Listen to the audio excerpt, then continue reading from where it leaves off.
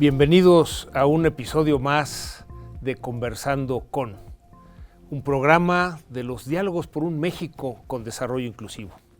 El día de hoy tenemos un invitado muy especial, Antonio Sánchez Díaz de Rivera, una persona a la que yo admiro mucho y que es un placer el poder dialogar ahora con él.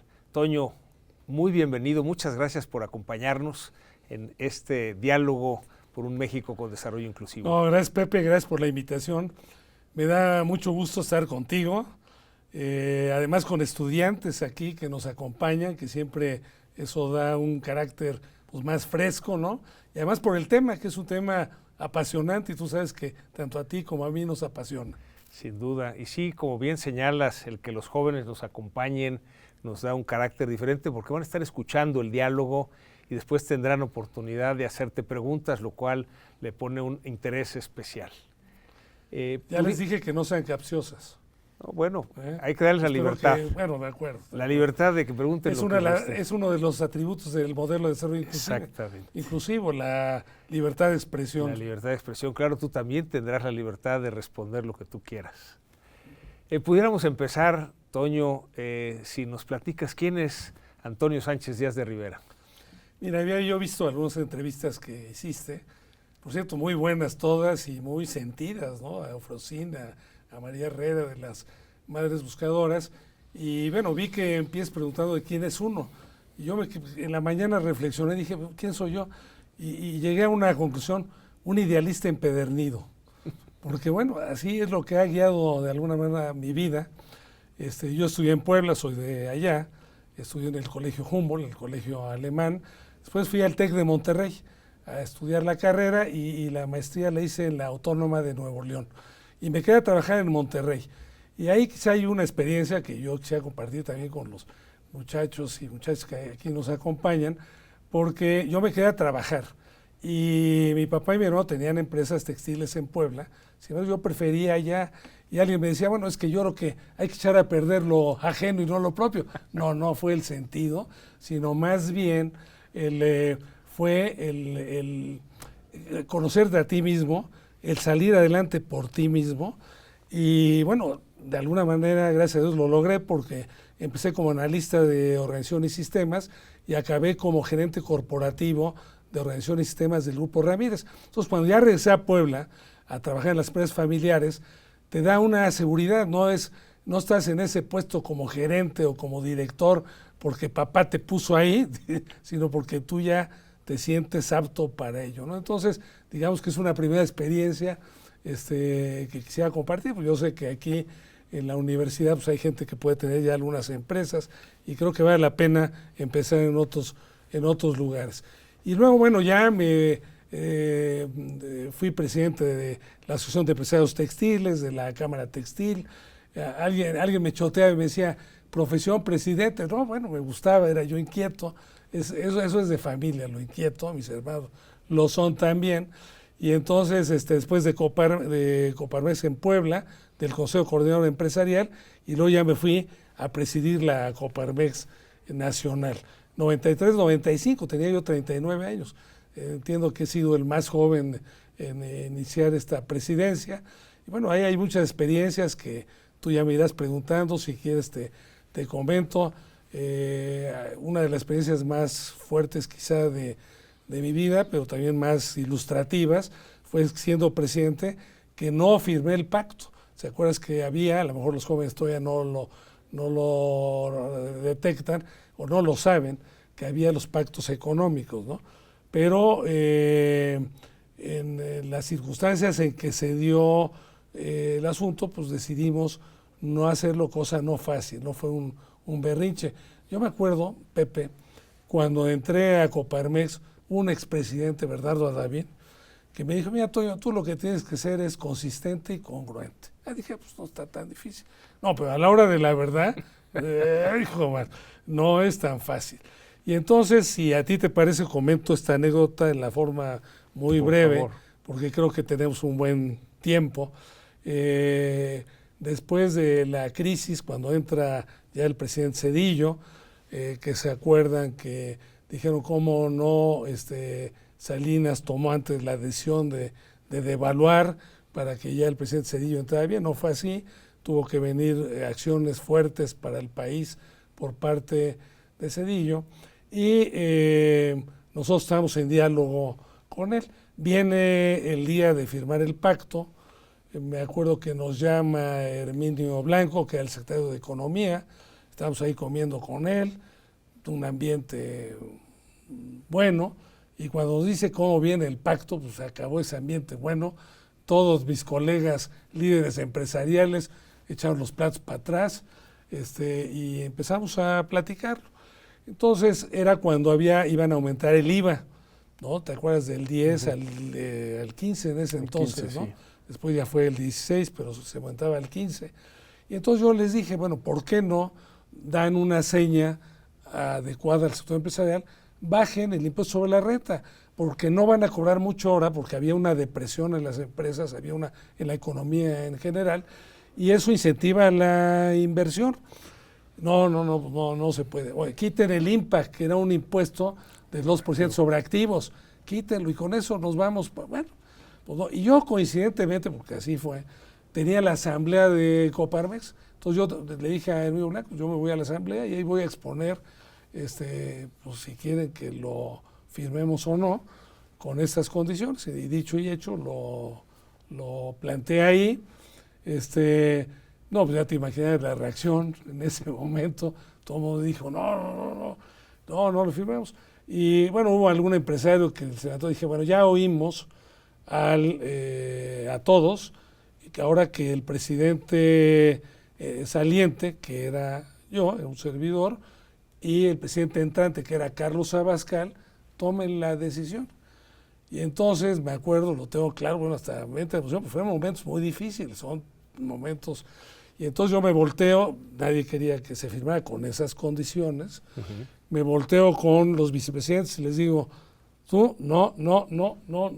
Y entonces me volteo con Carlos Abascal y le digo, yo tomo la decisión, para que tú entres sin ningún problema, libre de todo. Yo sí te voy a devaluar, no era devaluar a Carlos, porque quien no lo sabe, sino por el antecedente con el que empecé contando esto, de que Salinas no había devaluado para que entrara bien el siguiente presidente. Yo tomé la decisión y la decisión fue, no le entramos. Muy difícil, muy dura. Imagínate, Pepe, y que nos escuchen, que pues empezaron las presiones, el subsecretario Toño. Y además hay un dato que ya no me voy a extender en él. Yo iba a ser el presidente del Consejo Coordinador Empresarial, y en ese momento yo bajé y a los que estaban juntos le dije, hoy dejé de ser presidente del Consejo Coordinador Empresarial. Estaba yo consciente de la decisión que tomaba, pero me acordé de lo coherente, ¿no? Pues ni modo, tuve que ser coherente, ¿no? Yo había hablado antes con el presidente Zedillo y le había yo comentado que no nos parecía, porque habíamos hecho una gira, Pepe, que le llamamos por el México por el realismo y la esperanza. Porque yo creo que algo hay que tener, es ser realistas en nuestros diagnósticos, pero no perder la esperanza. Y nos fuimos por todo el país, 24 días a 19 estados, para sentir qué pensaban los empresarios. Y los empresarios querían baja de impuestos. Eso no era factible. Y yo al presidente Zedillo le dije, mira, quieren baja de impuestos, no queremos eso, pero no queremos alza, ¿no? Y incluso en una conversación privada en la que me acompañó Carlos, y estaba yo ahí también, desde luego, con el presidente, me dijo el presidente, oye, pero esas van a ser las 8 columnas, porque yo lo comenté con toda franqueza cómo íbamos. Y le digo, no, presidente, seré prudente, no se trata de hacer escándalo, ni mucho menos, simplemente es un acto de congruencia, y además es el clamor empresarial, y yo represento, en ese momento yo representaba a los empresarios, y teníamos, entonces él estaba avisado, porque luego hubo quien dijo, Toño traicionó al presidente, porque nadie se atrevía a hablarle claro al presidente. No traiciona. Que por cierto, y dicho sea de paso, y con eso termino con esta anécdota, el presidente acabó yendo a la asamblea, porque me habló Luis Germán Cárcova, que era el presidente del CCE, me dice, Toño, quiero estar en la asamblea, porque el presidente iba a ir en la mañana, pues canceló la ida, y todos mis colegas también, los llamó a Los Pinos, entonces existía todavía Los Pinos, los llama, y y me habla Luis Germán Cárcova, le dije, Luis Germán, no lo sé, ustedes están invitados, y ¿sabes qué? Me gustaría que viniera el presidente. ¿En serio? Sí, porque en México en esa época, y estamos volviendo a ella, Pepe, las cosas eran blanco o negro. O estabas conmigo o estabas contra mí. Estamos volviendo desgraciadamente a eso. Y tú puedes estar de acuerdo en algo, pero en desacuerdo en otras. Pues el chiste es el diálogo. Bueno, entonces le dije, claro que sí, pues yo lo arreglo. Entonces me habla Líbano Sáenz, que era el secretario del presidente. Me dice, Toño, el presidente quiere hablar contigo. Dije, la torre, pues el exilio, una auditoría, a ver qué pasa acá, ¿no? No, ¿cómo no? Entonces ya hablé con el presidente y mis respetos para él, porque a pesar de lo que no habíamos firmado, digo, Toño, ¿cómo está ahí el ambiente? Le dije, presidente, como le dije a usted, estamos por una democratización del país, estamos conscientes que tiene que haber un plan fuerte, pero no con el aumento de impuestos. Oye, el ambiente, le dije, mira, en Coparmex somos muy claros, muy firmes, nos aventamos, pues somos civilizados. Me gustaría que usted viniera aquí a comer. Toño, ahí estaré, ¿no? Dijo mucho de él y efectivamente llegó a la comida el presidente. Y hay otra experiencia que ya no volví a ver y bueno, ya no me gusta hablar de lo que a mí me ha pasado, pero bueno, es que cuando yo hablé para darle entrada ya a Carlos Abascal, la gente se paró con las servilletas, apoyando lo que habíamos hecho, ¿sí? Y luego, pues ya no cuento lo que siguió, en otros organismos quedaron así porque les reclamaron a otros dirigentes empresariales porque no habían hecho lo mismo que Coparmex. Pero bueno, esa es Coparmex. Coparmex es eso, siempre se busca actuar conforme a principios, siendo congruente. Bueno, fue una experiencia sensacional y termino ya con mi vida. Después de ahí fundamos Coordinadora Ciudadana, fui el presidente fundador, una agrupación política nacional no partidista, la fundamos en 24 estados en el país, también coincidió que eran 24, la cifra que di anterior, y para buscar la participación ciudadana. Y luego me invitan a participar como subsecretario de Cedesol, entonces pasé de lo empresarial, ciudadano, al gobierno, entonces fui subsecretario del ramo en Cedesol con Josefina Vázquez Mota, con el presidente Fox, una experiencia pues también importante. Me tocó un huracán, hablando de huracanes, me tocó atender el Vilma, o Wilma, le dicen Wilma, en Cancún, ¿no? Yo decía, por fin estoy 2 semanas seguidas en Cancún, nada más que sin arena, sin luz, sin nada. Fue tremendo, yo sé lo que es esto. Claro, ahora lo que ha pasado en Acapulco, hay un daño estructural que no se había dado en los anteriores, sumamente fuerte. Y bueno, digamos que es lo que yo te podía decir. Y ahora, pues después culmino, porque ya me jubilé en la UPAEP, la Universidad Popular Autónoma del Estado de Puebla. Me acabo hace apenas unos meses de salir de ella, estuve ahí 10 años en el sector académico, entonces he estado en diferentes sectores, lo cual, bueno, te permite tener o sentir también lo que pasa en ellos y una visión más amplia. Y bueno, sigo participando en Coparmex porque no me has dejado tú, lo cual te agradezco y además con mucho gusto, Pepe. Sí, oye, qué anécdotas, Toño, qué bárbaro. Conocía una parte de estas anécdotas, pero siempre recordarlas y conocer esta parte de la historia que se sabía desde fuera, pero cómo se vivió desde adentro, y creo que esto que nos compartes de la congruencia, qué importante, ¿no? Consistencia y congruencia, qué gran recomendación te hizo Bernardo Ardavín en esa presidencia nacional de Coparmex. Además te quiero decir que esa noche no dormí. No, bueno. La única testigo fue mi mujer, porque no es una decisión fácil, claro, ¿no? Y bueno, en fin.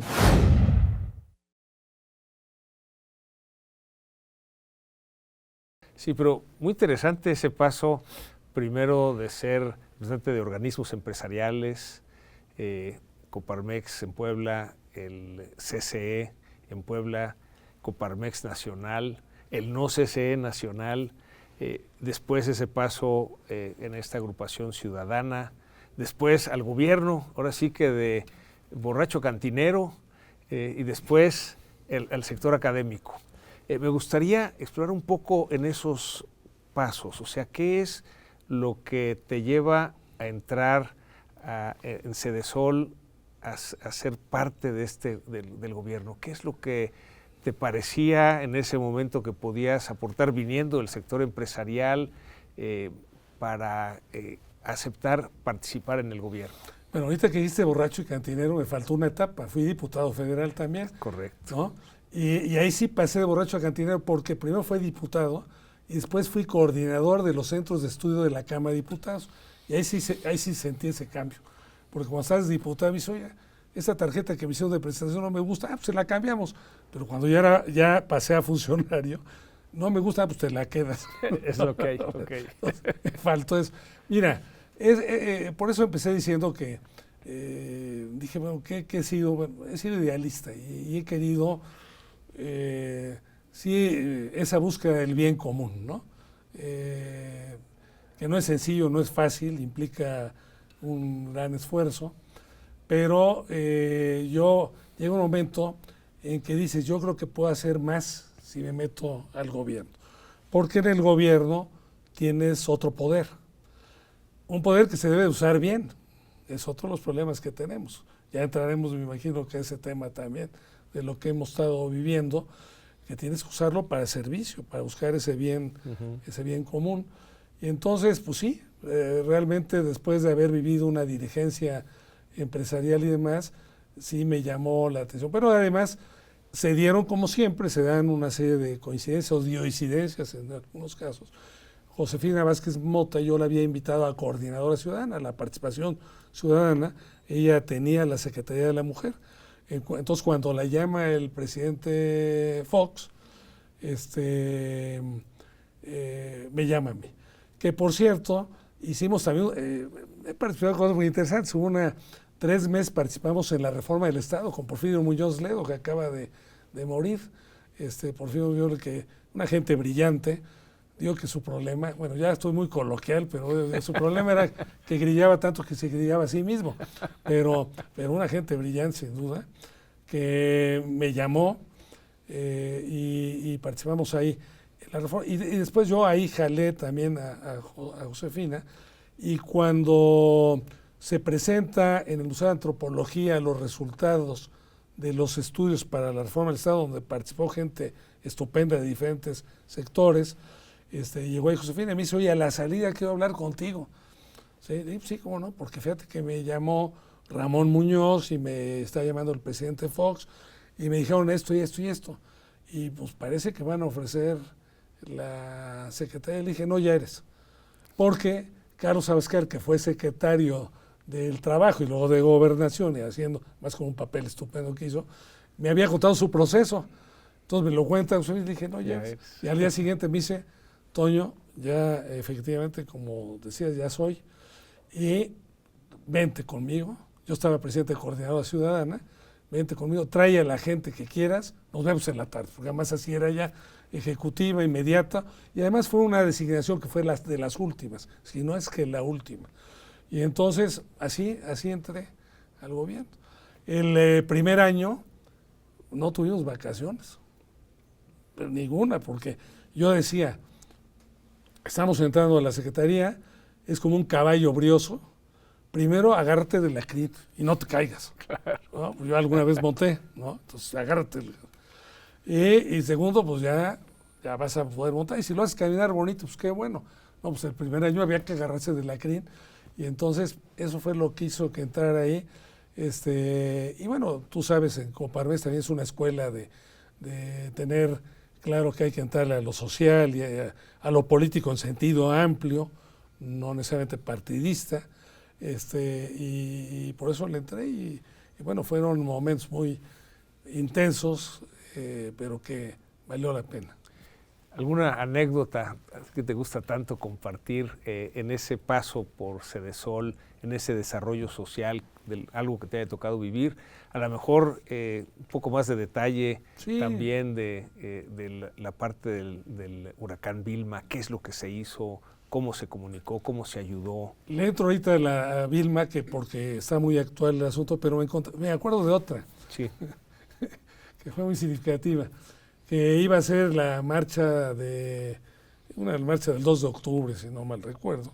Estábamos en la Secretaría y en Reforma, y llegó un movimiento que era muy radical, y rodeó y cerró la Secretaría y nos secuestró a los que estábamos ya a esa hora.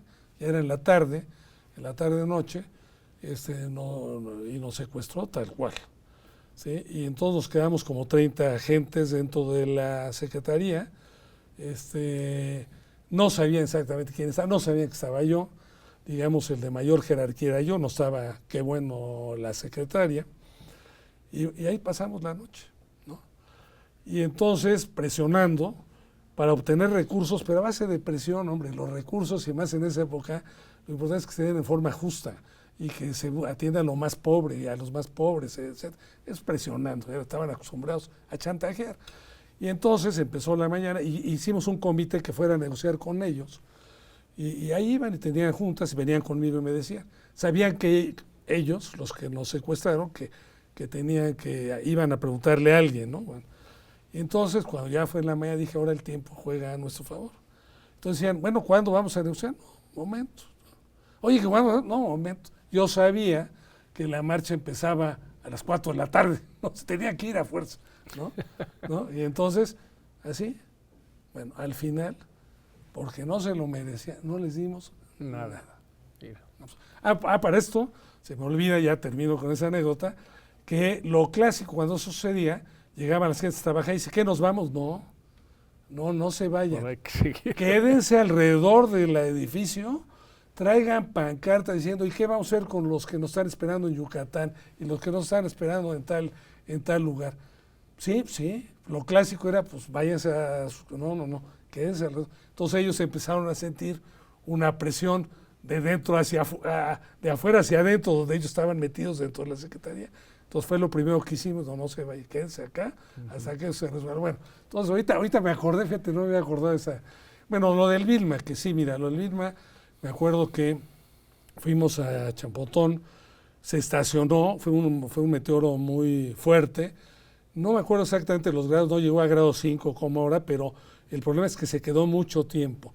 Entonces estábamos ahí, estaba el presidente Fox, la secretaria, nosotros, el gobernador en ese entonces, y llegó un momento que ya se decidió ir a Cancún. Entonces fuimos en caravana a Cancún, llegó un momento que sucedió lo que ahora, nada más que no se quedó atascado nadie. O sea, sí llegaron a Cancún. No, sí. Te voy a decir, el ejército llevó camiones altos, no chaparros como ahora. Perdón la comparación, pero es inevitable, ¿no? Entonces no se atascó nadie. El presidente se subió a esos camiones altos. Yo iba como 5 coches atrás, ya no pude hacerlo, ya no me dio tiempo.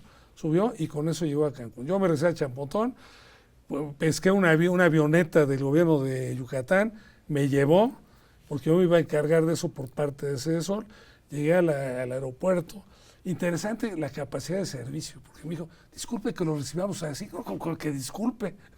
si está un huracán, claro. que le tengo que disculpar de nada. Pasó la delegada, que era Meche Hernández, por mí, la delegada de CESOL, nos fuimos. Y bueno, ahí hay otra experiencia más bien personal, porque llegamos a donde iba a hospedar, estaba apagado, un apagón total, ¿sí? A donde iba a hospedar, un hotel en el centro de la ciudad, me dieron mi velita y mi agua ahí para, no digo más porque ya nos están filmando y a veces digo otras cosas, me tengo que medir. Entonces, el agua, cuando apagué la vela, hace cuenta la sensación que me cerraban en mi caja, un silencio total, porque era en el centro de Cancún, silencio, con una experiencia, bueno, al día siguiente a darle, y hubo una gran, la gente de Cancún es muy activa, está acostumbrada a eso, a atender al turismo, entonces empezaron a mover todos, y una gran solidaridad que es la que vemos normalmente. Claro. Ahora lo estamos viendo, sí, precisamente, la solidaridad de la gente que va y da, que es algo que tenemos los mexicanos que nunca se debe de perder. Y bueno, se empezó a levantar, después llegó el presidente Fox, llegó otros días después, empezamos poco a poco, y llegó un momento, y sigo con la anécdota, bueno, pusimos cocinas calientes, que es lo mejor, ¿no? Y llegó un momento en que ya la gente con eso estuvo bien. Y había, ya no quiero meter mucho en ellos, pero empezaron a pedir más despensas. Pero para prever las próximas elecciones de allá. ¿Sí? Ya las habían pedido, yo dije, no, ya no. Cuando la gente deja de asistir a la cocina caliente es que ya resuelve. Y efectivamente ya se había resuelto el problema del hambre, que es lo que hay que atacar inmediatamente.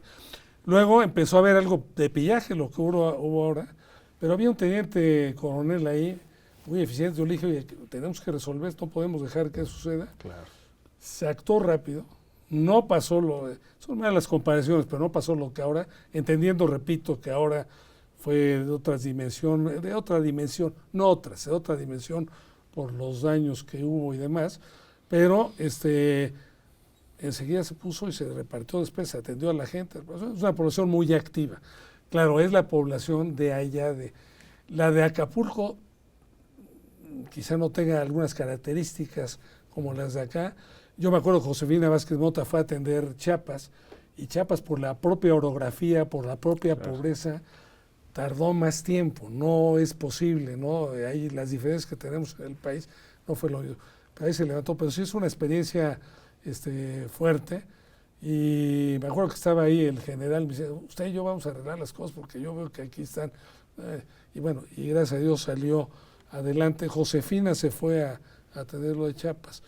Entonces sí son momentos muy difíciles, momentos que se ven los dos extremos de la naturaleza humana, por decirlo de alguna manera, el pillaje, el que me vale, el que te llevas televisiones, no vas a comer televisiones, claro, ¿no? Aprovechas, como la solidaridad, y es más la solidaridad, como ahora creo que lo estamos viendo, y tenemos que, la sociedad tiene que entrar a resolver ese.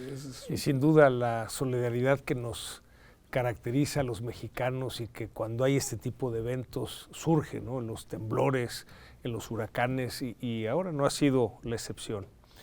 Pero Toño, después de estar en el sector público, entraste al sector académico. Ya sé que me vas a decir que es parte de ese idealismo, pero ¿qué es lo que te motiva específicamente a entrar a la academia, a la UPAEP? Fíjate, no lo tenía yo previsto, me llamaron. Yo había estado, antes de entrar ahí, coordinaba yo los centros de estudio de la Cámara. Efectivamente ya no era diputado, pero coordinaba los centros de estudio. Fue la primera vez que hubo una coordinación ahí. Entonces ya yo entraba en un aspecto más académico, de investigación, que por cierto, y dicho sea de paso también lo voy a comentar, procuramos, ya desde antes que yo llegara, el que los estudios no estuvieran a modo, porque en un momento dado han estado a modo. Claro. Y había una gente estupenda, Héctor Villarreal, que él empezó con ese asunto. Yo a los diputados decía, mira, te vamos a hacer tu estudio. Si te sirve para tus fines, qué bueno, y utilízalo, pero no lo vamos a distorsionar. Me contaban anécdotas que de repente decían, oye, ya terminamos el estudio, ahora ¿qué le agregamos? Que no le agregas nada. Claro. Es el estudio. Bueno, entonces fue interesante eso porque se puso un poco, no es fácil lidiar con todos los partidos, ¿no? Políticos, pero fue una época muy buena. Entonces ahí empecé un poco a meterme más en el aspecto académico. Y luego la UPAEP, que es una estupenda universidad, me llamó. Al principio, te repito, dije que no, pero al final acepté. Porque el estar con los muchachos, pues es algo, te rejuvenece, entre otras cosas. Es una ventaja de entrada, ¿no? El idealismo que se tiene, etcétera. Y me pareció que era una nueva etapa y me metí a trabajar ahí en la universidad, pues manejar toda la extensión. Tú sabes, la universidad es la academia, que es el centro, es el corazón, es la investigación y es la extensión, todo lo demás. Pues tuve todo lo demás, ya al final dividimos un poco. En fin, entonces fue algo también muy motivante. Y no dejé de hacer otras cosas, porque tú sigues haciendo algunas otras. Ya sabemos que eres muy inquieto, pero así es bueno, que estás entonces, involucrado en muchos ya me proyectos. jubilé, por cierto.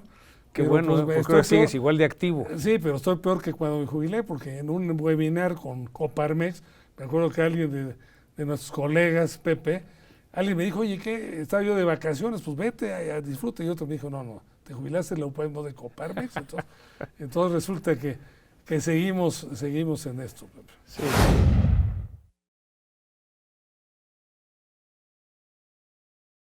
Bueno, hablando específicamente del modelo de desarrollo inclusivo, me gustaría que empezáramos porque nos compartas de dónde surge la idea de la necesidad de un modelo de país como es el modelo de desarrollo inclusivo. Mira, en Coparmex tú lo sabes muy bien, y a mí me tocó, bueno, antes que yo y después a mí me tocó concretar un poco, hablábamos de economía de mercado con responsabilidad social, ¿no? Un poco viendo el modelo alemán. Yo me acuerdo haber leído un libro que se llamaba Capitalismo contra Capitalismo, que lo hizo en su momento el que era presidente de UNIAPAC a nivel internacional.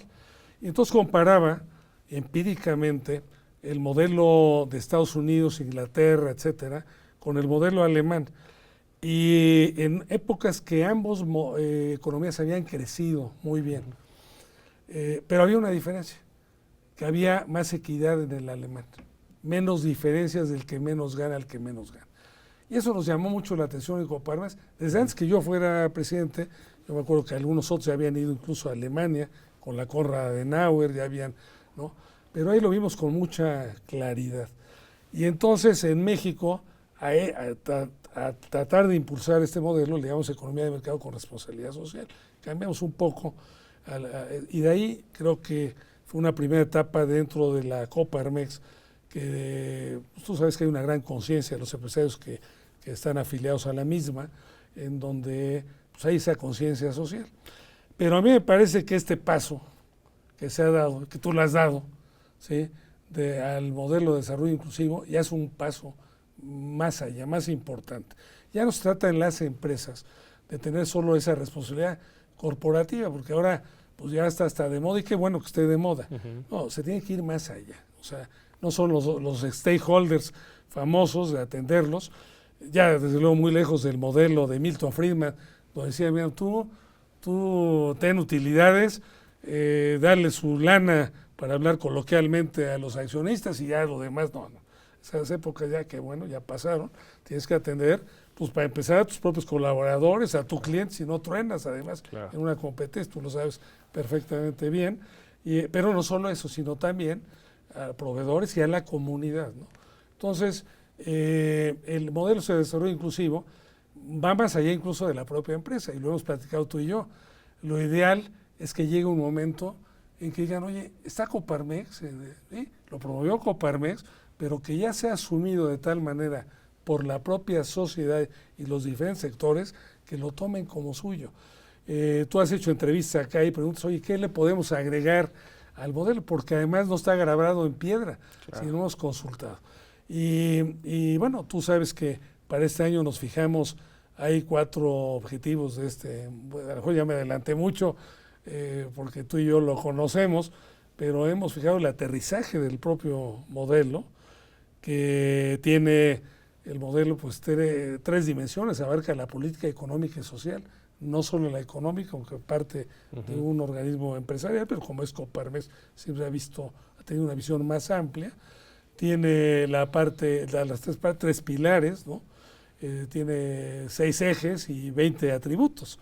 Y entonces, en este año nos hemos fijado cómo lo aterrizamos, cómo vertebramos y cómo sacamos también un manifiesto que ya Coparmex ha sacado en años pasados, el Manifiesto por México, y ahora pues será el Manifiesto por un México con Desarrollo Inclusivo, y está la Declaración de Guadalajara, son los que nos hemos fijado. Entonces, lo importante es el lograr que la sociedad en general entre a esto. Hemos hecho, lo sabes muy bien también, lo de inteligencia colectiva, pero con organismos de la sociedad civil, que entren, que participen. Universidades, tenemos que hacerlo con universidades. Sí, usted tenerte un poquito ahí, me parece que una de las principales aportaciones de este grupo de pensadores que proponen como un nuevo modelo de país, que es el modelo de desarrollo inclusivo, fue decir, esto es solo la primera piedra, y esto se tiene que construir entre todos.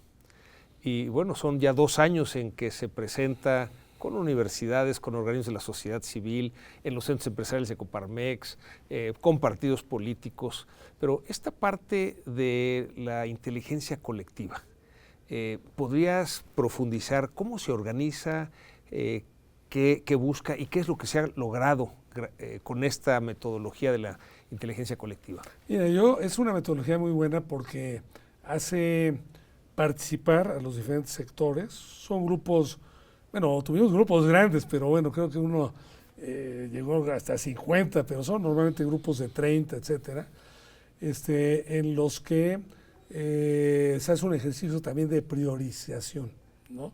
Es decir, bueno, tenemos el modelo, los grupos son por sectores, digamos, seguridad, economía informal, en fin, ¿no? Democracia, son por sectores y se invita a especialistas en ello, organizaciones que están abocadas a ello.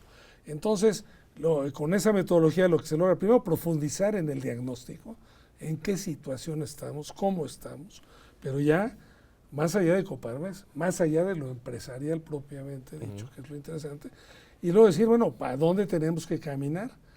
Y haces una priorización de por dónde tenemos que caminar. De tal manera de aterrizar, de hacer que el modelo se vaya aterrizando.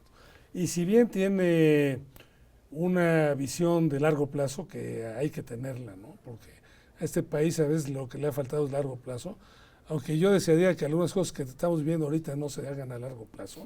Y ahorita le entramos, he sido muy prudente, Pepe, pero pues estamos viviendo un país, y ahorita regreso en donde se ha procurado la polarización.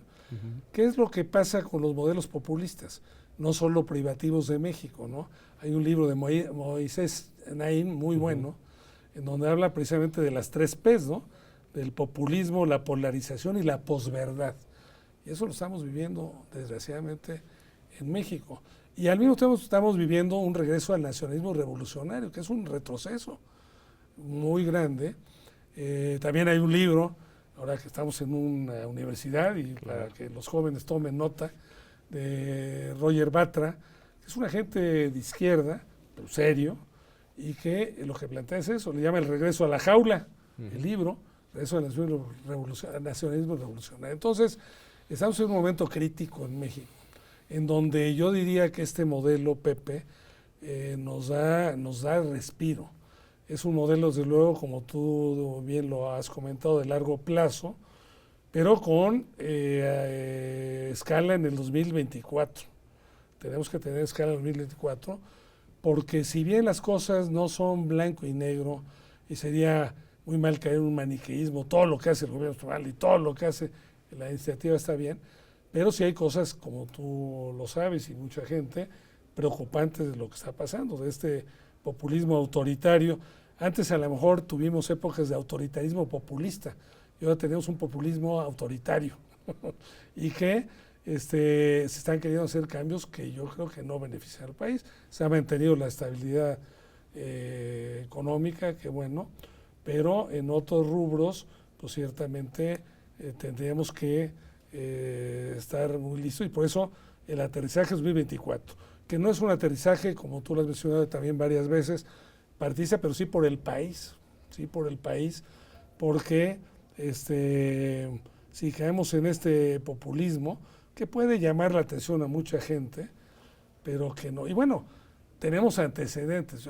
Yo me acuerdo, cuento una anécdota, ahí, pues sí, no me la voy a aguantar, no voy a decir quiénes, estaban unos amigos míos ahí jugando golf, que es un, no sé, es un deporte así, pero bueno, estaban jugando, yo no lo he jugado nunca, y cuando estaban hablando y que si llega el presidente actual, si llega López Obrador, ¿qué pasaría? Fue antes de las elecciones, preocupados, ¿no? Y entonces se voltearon y le dijeron al Cadi, el Cadi pues es el que ayuda, quien no ha visto lo que es. Oye, ¿tú qué opinas? ¿Quieres saber qué opino? Dice, mira, a mí no me va a beneficiar nada, pero a usted se los va a fregar. Dijo otra palabra que ahorita de las cámaras no me atrevo a decir, ¿no? Dijo otra palabra. No, es interesante, porque claro, mira, hemos vivido ya muchos años en donde dijimos, mira, hay desigualdades en México, ¿sí? Hay deterioros en muchos sentidos. Entonces, y Coparmex siempre ha estado muy consciente de ello. Tenemos que cambiar, ¿no? Y en el sexenio pasado la corrupción fue descarada. Entonces no nos extrañe tampoco que llegue un gobierno que diga, y mucha gente diga, pues mira, a mí no me beneficia, pero entonces eso es muy grave porque la polarización no lleva a nada. Y yo creo que el modelo, y volviendo al modelo de desarrollo inclusivo, lo que busca es esa inclusión. Y un tema al que tenemos que ir es al de la paz, porque ya hay mucha violencia en el país que no está controlada y tenemos que buscar la paz. Qué bueno que ha habido esta reunión con obispos, empresarios, diferentes sectores, sindicatos, pero tenemos que ir por allá. Entonces tenemos que buscar una inclusión, terminar con esa polarización que a veces es provocada, porque también es una táctica en donde tú, del populismo, que tú agarras a tu parte de pueblo que te interesa que sea un seguidor a muerte y no te sigues con lo demás. Entonces, y luego la posverdad, que se inventan cosas. No, pues yo tengo otros datos, ¿no? Pues qué padre es tener otros datos. Me gustaría que nos ayudes a profundizar dos de las ideas que ahorita nos compartiste. Una, ante esta realidad de populismo, polarización, posverdad, ¿qué es lo que el modelo de país, el modelo de desarrollo inclusivo propone precisamente ante esta realidad que estamos viviendo?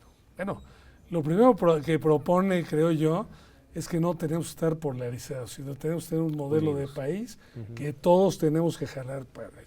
Y jalar para allá no es quedarse los que más tienen o igual en la misma situación, que además es paradójico. Déjame hacerte un paréntesis, que en esos gobiernos populistas, y los tenemos en Latinoamérica, y son de derecha o de izquierda, porque no es de uno u otro signo, de repente hay 2 o 3 multimillonarios que están muy cerca, Ya no quiero decir nombres porque entonces caeríamos, pero entonces dices, bueno, ¿qué pasa aquí? Entonces, lo primero es que necesitamos ir a un país, pues ciertamente más justo.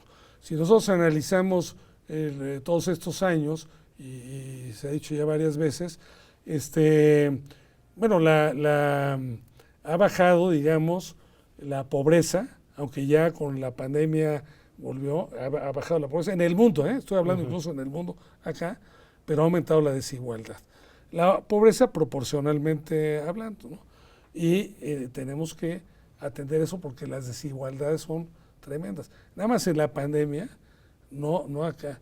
Ven los datos que se dieron de Davos, ahora se hicieron no sé cuántos multimillonarios. Entonces, tenemos que buscar una acción más justa. Entonces, el modelo lo que busca en los 3 aspectos, porque abarca, como tú bien lo sabes, el aspecto político, o sea, el buscar un sistema diferente, el aspecto ecológico, el aspecto económico, la empresa como motor de ese cambio, en fin, lo que necesitamos es, sí, buscar mayor equidad, necesitamos mayor equidad, pero es una mayor equidad que no se logra con una revolución, que sería peor el desastre, ya tenemos sino una equidad que se logra primero con un convencimiento, pero segundo, haciendo políticas públicas que logren realmente terminar con la pobreza, que logren emparejar, digamos, los cuadros ahí.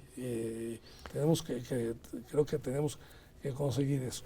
Un cuidado del medio ambiente, que los jóvenes están más conscientes que nosotros del deterioro del medio ambiente. Entonces yo creo que, que tenemos que empujar, y con esa visión de largo plazo. Tú has tenido experiencias muy buenas, has estado exponiendo el modelo a diferentes partidos y gente que incluso ahora está en el gobierno que dice, oye, pues no sabía que los empresarios tenían esa visión de largo plazo, ¿sí?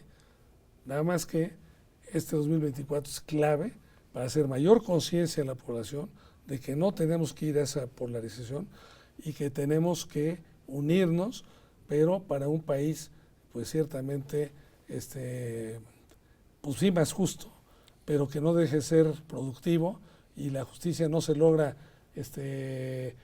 aplastando a unos y dando a otros, claro, sino que se busque esa armonización. Tengo 3 preguntas todavía para ti, Toño, antes de que pasemos la voz a los jóvenes. Primero mencionaste Declaración Guadalajara. ¿En qué consiste la Declaración Guadalajara y cuál es el avance que tiene? Bueno, ahí tú fuiste el promotor, nos podías platicar mejor, que es que lograr que los países latinoamericanos entren a este esquema, a este modelo que estamos ahora del MDI, que estamos promoviendo, y creo que ha habido una estupenda respuesta, porque ha entrado los diferentes países, tú te lo sabes mejor que yo, pero pues Argentina, Chile, ya estamos metiendo a países más chicos, que a lo mejor tienen ciertas modalidades, a lo mejor cambian algunas prioridades, pero que han dicho que bueno que hay un modelo de mediano y largo plazo, porque toda Latinoamérica pues ha sufrido de las oscilaciones que hemos tenido, Claro. de gobiernos bueno, que los han empobrecido, como el caso de Venezuela, es un desastre total, o gobiernos dictatoriales en el pasado. Entonces, necesitamos una democracia participativa, necesitamos un crecimiento económico, despertar esa iniciativa que todo el mundo tiene. Entonces, yo creo que ha tenido una buena respuesta. Tú has sido ahí. Sí, yo creo que la realidad de que los países en Latinoamérica vivimos una circunstancia parecida nos ha hecho tener este grupo de trabajo para buscar ya no nada más un modelo de país para México, sino un modelo de país para Latinoamérica. Pero una siguiente pregunta, en esta pobreza que comentabas, digamos, cuando 47 millones de mexicanos viven en condición de pobreza y lo que se ha podido mejorar es solo marginal, o sea, solo 5 millones de mexicanos han salido de la pobreza del 2018 al 2022, y esto se explica por los aumentos de salarios, no por los programas sociales. Tú que tuviste esa experiencia en la parte de Sedesol, el planteamiento del modelo de desarrollo inclusivo, de que haya desarrollo económico pero acompañado de desarrollo social, que nadie se quede afuera. ¿Qué tenemos que hacer diferente para que nadie se quede afuera? Bueno, mira, empezando por el gobierno, porque se habla ahora de primero los pobres, lo cual creo que todos estamos de acuerdo en ello. Si tú analizas a detalle,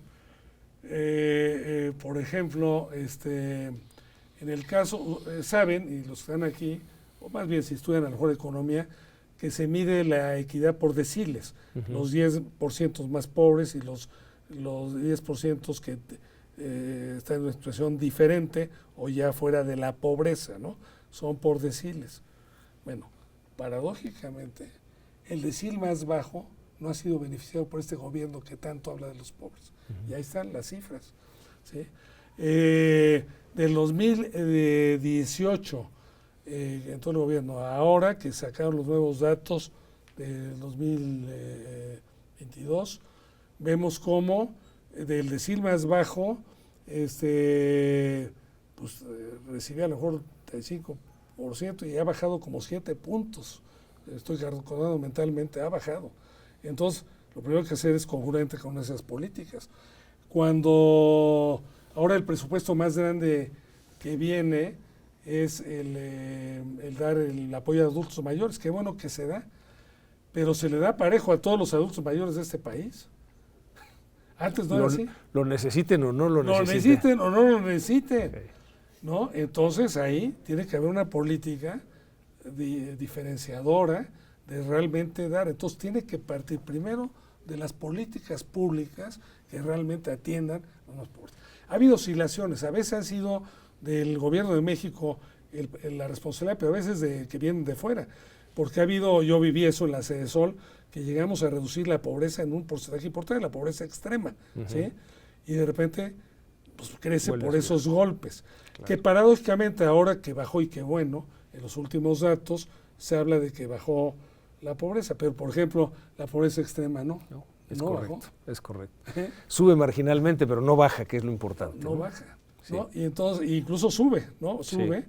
A lo mejor está un poquito más abajo de la crisis del año 20, pero no está peor que el 18. Entonces, son políticas públicas acertadas que no acabamos de encontrar y que tenemos que planearlas bien. Y luego sí tiene que haber, pues yo diría que sí, políticas también impositivas y demás para distribuir mejor eso.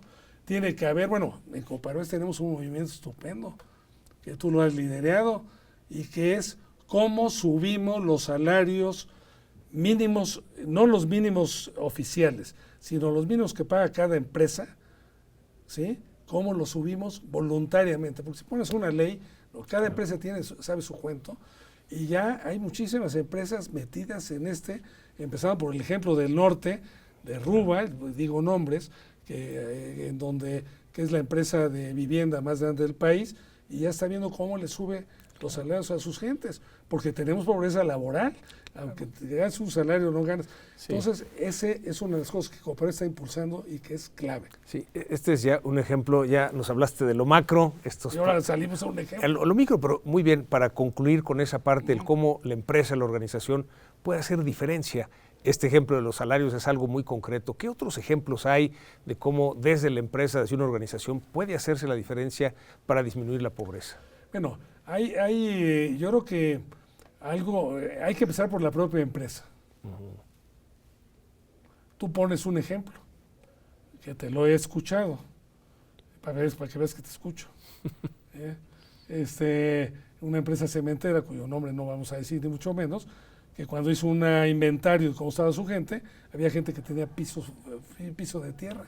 Correcto. Entonces, tenemos que empezar con nosotros, primero como personas, para acabar pronto. A ver, eso ya es una la persona al centro. Una reflexión personal, es decir, a ver, ¿qué estoy gastando de más, de menos, o cómo está ¿no? Luego ya en tu entorno y empiezas con tu propia empresa, pero luego ir en círculos concéntricos, viendo qué medidas se pueden ir tomando, pero empezando con lo tuyo, de lo micro, de lo macro, y si eso lunes ya con las políticas públicas, pues puedes reducir el gap. Sí. Muchas gracias, Toño. Creo que esta perspectiva que nos da esa esperanza de que sí podemos tener ese mejor México, ese México que sea más justo, ese México en paz que tanto anhelamos, ese México más libre, más democrático. Si te parece, pasamos ahora a las preguntas de los jóvenes. Ahora que tenemos que ser realistas con esperanza. Realistas con esperanza. Tenemos que decir, ¿de dónde estás parado? Ni modo que decir, oye, pues ahorita estoy flotando, pues estás loco, no estás flotando, ¿no? Estás aquí parado. Pero ¿a dónde queremos llegar? Claro. Y no perder la esperanza, que no es lo mismo que optimismo. Esperanza es algo mucho más profundo. Claro que no hay que perderla. Perfecto. No, muchas gracias, Toño.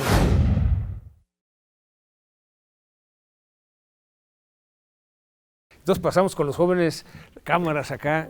Hola, ¿qué tal? Me puse nervioso. No se preocupen. Bueno, hola, soy Fernanda y estuvo muy padre e increíble escucharlos platicar de temas muy interesantes, aunque no seamos economistas, pero pues somos comunicólogos al final del día y pues nos debería de interesar esto, ¿no? Porque pues al final del día vamos a comunicar todo esto a algún punto. Y mi pregunta va más liderada a lo que platicaste al principio sobre tus momentos de liderazgo, y creo que, bueno, algunos de nosotros o en algún punto hemos sido líderes, ¿no? Sea en un equipo chiquito, sea en el futuro, y ¿cuáles son como algunas claves o algunos consejos que nos podrías dar como para ser un líder congruente? Igual hay momentos como que justo nos platicaste tus anécdotas que fueron como de mucha presión, ¿no? Justo como lo del huracán. Entonces no sé si nos puedas platicar o dar algún consejo para los líderes del mañana. A ver, primero ustedes no son líderes del mañana, para empezar. Bueno, del hoy. Ahorita, bueno, es cuando sea grande, pues cuando sea grande, hermano, se te acaba la vida. Hay que ser líder todo el tiempo. Y efectivamente, pues mira, la congruencia lo que consiste en decir, bueno, que tu pensar, ¿sí?, sea como piensas, actúes, ¿no? ¿Sí? Si le dices a tu novio, pues sí te quiero, pues realmente lo estás pensando, ¿verdad? Y si estás creyendo en eso, y si estás siendo consistente. Entonces, primero hay que hacer como una autorreflexión personal, decir qué quiero, a dónde voy y demás. Y además yo pienso que todos podemos ser líderes, ¿eh? Es que este cuate nació líder. No seas floja ni flojo. Tú puedes ser líder, ¿no? Luego, algo de liderazgo, yo creo, y como para lo tenemos muy claro, decimos principios. Creo que un verdadero líder sí tiene que tener principios, ¿sí?, que son los faros, los que te orientan. Si no dices, oye, pues ¿cómo fui congruente? Pues congruente ¿contra qué? ¿No? Tienes que ser principios. Y luego, pues sí, buscar ser congruente con esos principios para ejercer ese liderazgo. Decía yo consistente, congruente y consistente. Bueno, hombre, uno va evolucionando y vas cambiando de opinión en la vida, vas evolucionando.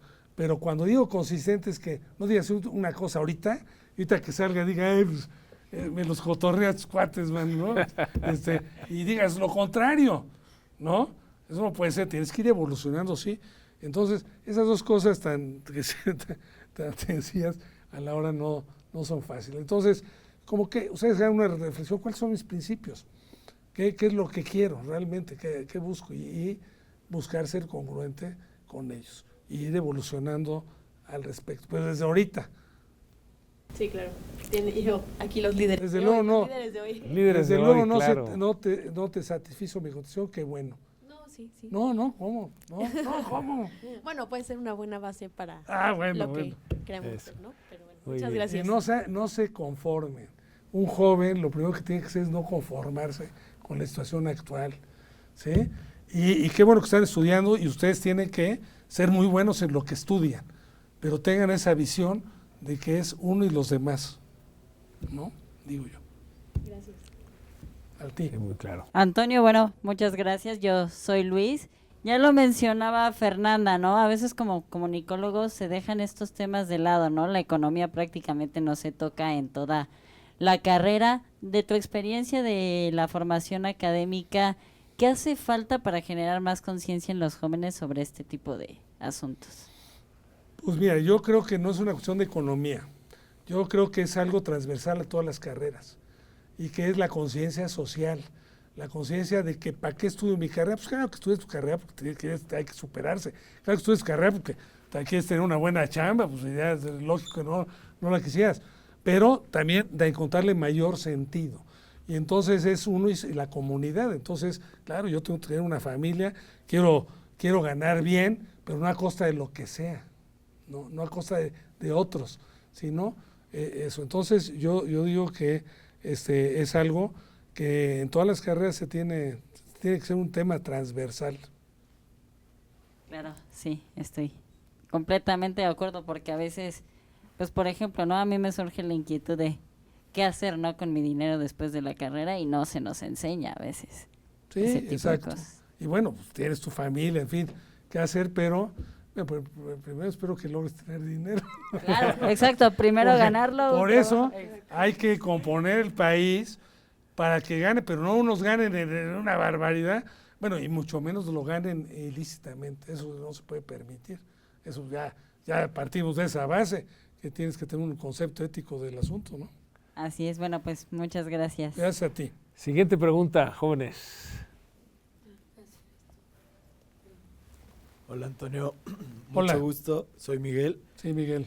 A mí me interesa mucho cómo planean lograr esta armonización que plantea el modelo, ya que el gobierno actual transmite justo un mensaje como muy polarizante y a través del resentimiento, y es algo que le está llegando a mucha gente, y siento que es muy importante como tener muy bien claro cuáles son las bases para lograr la armonización del modelo. Pues mira, yo creo que primero es empezar contigo. Uno tiene que ser congruente y consistente, ¿no? Congruente es decir, pues eso, actuar conforme piensas y conforme sientes y conforme actuar en consecuencia. Y consistente, que seas consistente. Primero hay que empezar con uno mismo. Cuando eso vence, a lo mejor no a corto plazo, pero a mediano y largo plazo vence cualquier... Y luego influir en el ambiente, porque para tratar de terminar con esa polarización, que es una táctica y eso. Entonces, empezando con nosotros mismos. Y tenemos que aprender a dialogar, que es bien difícil dialogar, ¿no? Y entonces, y con posiciones totalmente contrarias, dialogamos, vamos a ver, o sea, no tienes por qué sentir tú poseedor de la verdad, sino vamos dialogando, vamos encontrando, vamos viendo qué es lo que se puede lograr. Entonces, bueno, estaba yo acordando pero ya no me quiero ampliar tampoco más, sino empieza por ti mismo, ¿sí? Y luego ya, pues Coparmex puede hacer su labor y otros pueden hacer su labor, pero no podemos seguir con esta polarización porque nada más va a cumplir con los deseos de unos y no con y unos que lo siguen que les va a ir como en feria después, ¿verdad? Pero que no lo saben todavía. Entonces, empezando por uno mismo, mano, siendo congruente uno con lo que piensas, haces y dices. ¿Tú eres congruente? A veces. Pero muchas gracias. Hay que tratar de ser siempre. Sí. Uno falla. No, uno falla. Pues, y gracias a Dios somos humanos, sino qué aburrido sería si fuéramos robots, man. Pero hay que intentarlo ser. Sí. Muchas gracias. Gracias a ti. Gracias, jóvenes. Toño nos ha compartido la importancia de la consistencia, la congruencia y los valores, ¿no? Ese faro, es esa guía ante cualquier situación que se les presente, volteen a ver estos principios y valores y ahí encontrarán la respuesta. a veces tendrán que tomar posiciones difíciles de mantener, pero a la larga eso es lo que necesitamos. Y aprovecho para dejarles un reto, jóvenes. Lo que necesitamos en el país para que este modelo de país, este mejor México suceda, y no es a futuro, es ahora, es su participación. El reto que les queremos dejar es cómo ustedes, como líderes, pueden incidir en otros jóvenes a que participen. ¿Qué es participar? Pues en las distintas actividades que hay en la universidad, pero también en las comunidades donde viven, en los grupos, en las parroquias, en grupos de distintas organizaciones de la sociedad civil. La mejor medida del avance de un país es la participación de sus jóvenes. Si ustedes se quedan aislados, simplemente viendo por ustedes mismos, el país no va a cambiar. El 2024, decía Toño, haremos, digamos, hay una parada en el 24. El 50% de los electores son ustedes los jóvenes. Si ustedes no participan, el mensaje que están diciendo es que alguien más decida por mí el país que quiero. Pero lo importante es cómo le van a hacer ustedes para convencer a otros jóvenes a que quieran participar. Ahí les dejamos ese reto. Sabemos que ustedes como líderes saben responder ante estos retos y les agradecemos su participación en este día, en esta conversación con Antonio Sánchez Díaz de Rivera. Muchas gracias, Toño. No, gracias a ti, por a los jóvenes. Compartirnos todas estas anécdotas que nos hacen entender, pues no nada más desde la teoría, sino en la vivencia de todos los días, lo que ha sido tu paso como líder empresarial, como funcionario público, diputado, como parte de una organización ciudadana, como académico, ahora como jubilado, y qué bueno que te vemos tan activo, porque efectivamente la jubilación no significa que dejas... No es que se dice así. Sí, no, muchas gracias, gracias Toño, y No, muchas gracias a todos los que nos siguen. Este fue un episodio más Conversando con, el día de hoy con Antonio Sánchez Díaz de Rivera. Muchas gracias por seguirnos, nos vemos en el próximo episodio.